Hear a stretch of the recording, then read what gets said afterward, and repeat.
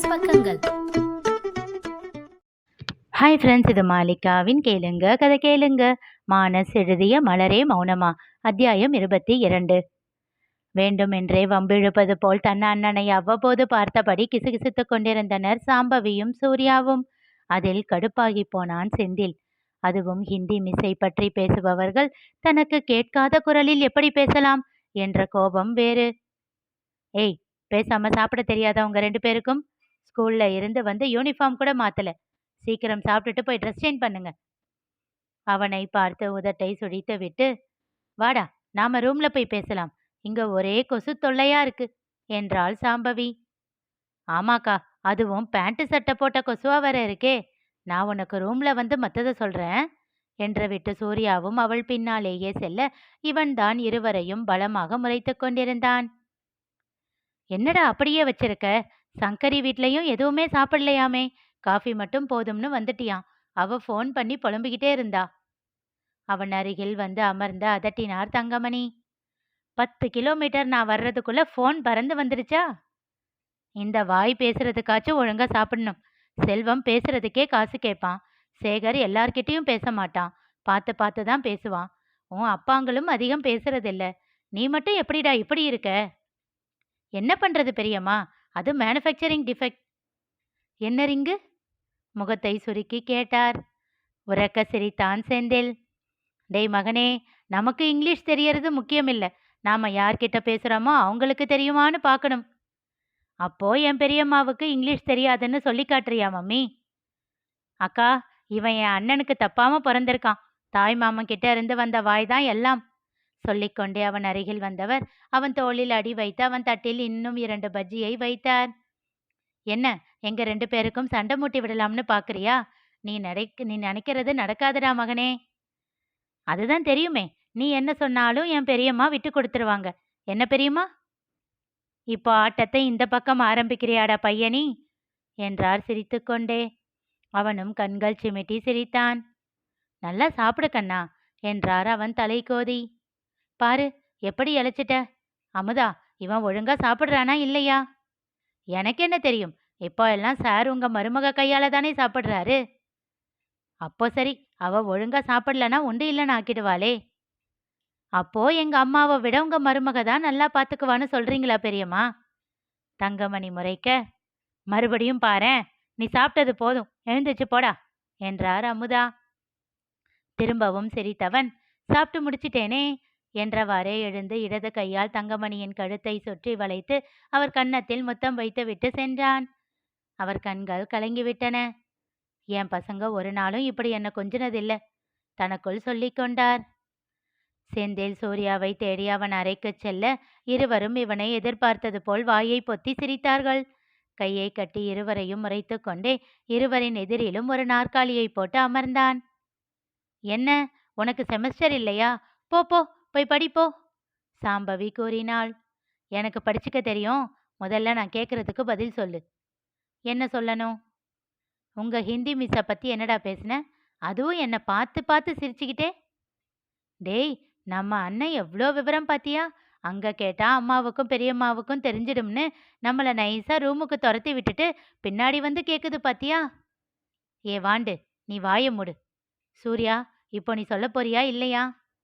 இன்னைக்கு எங்க மிஸ்ஸுக்கு பர்த்டே. ஓ சரி, உனக்கு கொஞ்சம் ஹெல்ப் பண்ணலாமேன்னு உங்க ஏஜ் என்ன மிஸ்னு கேட்டேன் சொல்லிவிட்டு நிறுத்தினான். அதை கேட்டு முகம் மலர்ந்தவன் அவன் விட்ட இடைவெளியில் கடுப்பானான். ஏண்டா பாஸ் போடுற என்ற ரீதியில் எதிர்பார்ப்போடு அவன் முகத்தையே ஆவலாக பார்த்தான். அவனை மேலும் தவிக்க விடாமல் சூர்யா கூறினான். இன்னைக்கு 22 முடிஞ்சு 23 ஸ்டார்ட் ஆகுதாம். சட்டென்று எழுந்து விட்டான் செந்தில். அவன் முகத்தில் சந்தேகமும் சந்தோஷமும் போட்டி போட்டது. எப்படிடா, யூஜி 3 வருஷம், பிஎட் 2 வருஷம் ஆகி இருக்குமே? தன் விரல்களை விட்டு எண்ணியபடி கேட்டான். எனக்கும் அதே டவுட்டு தான். அதான், வாவ் சூப்பர் மிஸ், எப்படி சின்ன வயசுல டீச்சர் ஆனீங்க அப்படின்னு பிட்ட போட்டேன். அவங்க இன்டகிரேட்டட் பிஎட் கோர்ஸ் படிச்சாங்களாம்.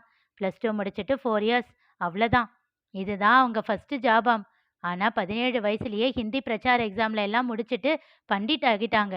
ஸோ ஈஸியாக எங்கள் ஸ்கூலில் வேலை கிடைச்சிருக்கும்னு நினைக்கிறேன். ஓ, என்றவன் தன் மனதின் உணர்வுகளை மிகவும் கஷ்டப்பட்டு அடக்கி வைத்தான். அண்ணா, உனக்கு 23 ஆரம்பிச்சு 6 மந்த்ஸ் ஆச்சு. ஸோ அவங்க உன்னை விட சின்னவங்க தான். அதனால நமக்கு என்னடா, ஒழுங்கா படிக்கிற வேலையை மட்டும் பாரு. அவங்க சொன்ன மாதிரி டெய்லி 15 மினிட்ஸ் படி. ஹிந்தியில நல்ல மார்க் வாங்கணும், சரியா? முகத்தை இறுக்கமாக வைத்து கொண்டு சொல்லிவிட்டு வேகமாக அறையில் இருந்து வெளியேறினான். பாத்தியாக்கா, விஷயத்தை தெரிஞ்சுக்கிட்டதுக்கு அப்புறம் எப்படி கட் பண்ணி விடுது பாத்தியா? டேய், நீ வேற, அது ஃபீலிங்ஸை காட்டாம நம்ம கிட்ட இருந்து மறைக்குதாமாம் என்று இழுத்து கூறினாள் சாம்பவி. ஓஹோ! அவள் கூறியதைப் போல் அறையை விட்டு வெளியில் வந்து கதவை சாத்தியவன் இடுப்பில் கையை வைத்து ஆழ்ந்த பெருமூச்சு ஒன்றை இழுத்து விட்டான். அப்பொழுது ஆ, ஐயோ என்ற சத்தம் கேட்க திகைத்து திரும்பி பார்த்தான். மலர் தடுமாறியபடி தூணை கெட்டியாக பிடித்து கொண்டாள். ஏய், என்னடியாச்சு? பதறினான். நீ விட்ட பெருமூச்சுல இந்நேரம் நான் பறந்து போய் மாடியிலிருந்து கீழே அப்படியே துபுக்குன்னு விழுந்திருப்பேன். நல்ல வேலை, சப்போர்ட்டுக்கு இந்த தூணை பிடிச்சிட்டேன். ஏய் என்று அவளை முறைத்தான். பின்ன என்னடா அவ்வளோ பெரிய மூச்சு? என்னத்தை கிழிச்ச நீ? அதெல்லாம் உனக்கு எதுக்கு? முகத்தை திருப்பிக் கொண்டான். அவன் முகத்திற்கு நேரே வந்து நின்று ஆராய்ந்தபடி, ஆமா, ஏன் உன் முகம் இவ்ளோ க்ளோ ஆகுது? எனி இம்பார்ட்டன்ட் விஷயம் என்று கேட்டாள். சேச்சே, அதெல்லாம் எதுவும் இல்லடி என்றான் அவசரமாக. நீ இவ்ளோ அவசரமா சொல்றப்பவே தெரியுது என்றவாறே அவன் கைப்பிடித்து இழுத்துச் சென்று அங்கிருந்த மர சோஃபாவில் அமர்ந்தாள். சொல்லு சொல்லு சொல்லு, வாட் இஸ் தி மேட்டர்? நிதானமாக அவளை பார்த்து புன்னகைத்தான். சொல்றேன் மலரு, உன்கிட்ட சொல்லாம வேற யார்கிட்ட சொல்ல போறேன்? ஆனா இப்போ இல்ல, வெயிட் பண்ணு. டேய் மச்சி, உன் மொழியே சரியில்லையே. ஒருவேளை உனக்கு ரூட் கிளியர் ஆகிடுச்சுன்னு நீயே பொண்ணு பார்த்துக்கிட்டியோ? ஷ் என்று அவசரமாக அவள் வாயை பொத்தி சுற்றுமுற்றும் பதட்டமாக பார்த்தான். எதுக்குடி கத்துற எருமை? அவன் கையை விலக்கிவிட்டு, ஓ, அப்போ அதுதானா என்றாள் மெல்லிய குரலில் ராகம் இழுத்து. எனக்கே தெரியலடி, மனசு ஏதோ பண்ணுது. ஆனா ஒரே ஒரு தடவை தான் பார்த்துருக்கேன். அதை வச்சு எதையும் சொல்ல முடியாதுல்ல. ஜஸ்ட் ஒரு ஈர்ப்பா கூட இருக்கலாம் இல்ல, அதுக்கு தான். ஓகே ஓகே, உன்னை கவர்ந்த அந்த தேவதை யார் என்று முறைத்தான். சரி சரி, எதுவும் கேட்கல. ஆனா கன்ஃபார்ம் ஆனா எனக்கு தான் முதல்ல சொல்லணும், ஓகேவா? Double okay. ஆமா, நீ எங்க இவ்வளோ நேரம் ஆளை காணோம்? பஜ்ஜி செஞ்சோம் இல்ல, மாமாவை வர சொன்னேன். குடோன்ல இருக்கேன் மலரு, வர முடியாதுன்னு சொன்னுச்சு. அதான் நானே எடுத்துக்கிட்டு போய் கொடுத்து சாப்பிட வச்சுட்டு வந்துட்டேன். நீதான் மலரு அண்ணனுக்கு கரெக்டு, இப்படிதான் பண்ணணும் என்றான் சற்று கோபமாக. விடுடா விடுடா, நான் பார்த்துக்கிறேன். இன்னொரு ஹாப்பியான விஷயம் சொல்லவா? என்ன? இங்க பாரு என்று தன் செல்போனில் எதையோ எடுத்து அவனிடம் காட்டினாள். என்னடி இது என்றவாறே பார்த்தவன், ஏ சூப்பர் மலரே, நாளைக்கு ஈவினிங் ஷோவா? அண்ணன் சரின்னு சொல்லிருச்சா என்றான் ஆர்வமாக. டிக்கெட் புக் பண்ணதே மாமாதாண்டா என்றான் பெருமையாக. அப்போதுதான் செல்வத்தின் வாட்ஸ்அப்பில் இருந்துதான் அந்த டிக்கெட் கன்ஃபர்மேஷன் மெசேஜ் வந்திருப்பதை கவனித்தான். சூப்பர்டி, அதுவும் திருவண்ணாமலையில. என்ஜாய் என்ஜாய் என்றான் சந்தோஷமாக. அவளும் முகம் கொள்ளா புன்னகையோடு துள்ளலோடு எழுந்து சென்றாள். மறுநாள் ராத்திரி 2 பேரும் ஹோட்டல்லையே சாப்பிட்டுட்டு வந்துருங்க, தங்கமணி சொல்லிக் கொண்டிருந்தார். சரி அத்த. எதுக்கு? அதெல்லாம் வேண்டாம். படம் முடிஞ்சதும் நேரா வீட்டுக்கு வந்து சேருங்க. இங்க வந்து சாப்பிட்டுக்கலாம். அவங்களுக்கும் சேர்த்து சமைச்சு வச்சுட்டு தங்கம், சிவலிங்கம் கண்டிப்போடு கூறினார். ஏங்க, முதலா 2 பேரும் தனியா சினிமாவுக்கு போறாங்க, ஜாலியா?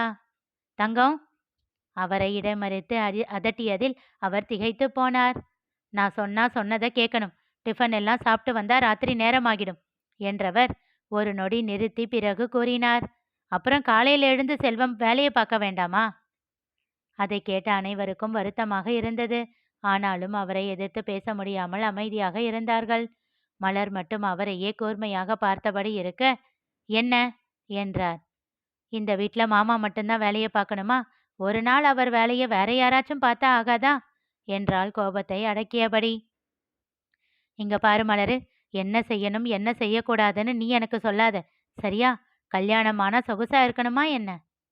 என்னங்க, என்ன பேசுறீங்க? தங்கமணி பதட்டமாக கேட்டார். ஓஹோ என்று அவள் ஏதோ பேசத் தொடங்கும் முன் கையில் ஒரு சிறு பையோடு வீட்டிற்குள் விடுவிடுவென வந்தாள் சரண்யா.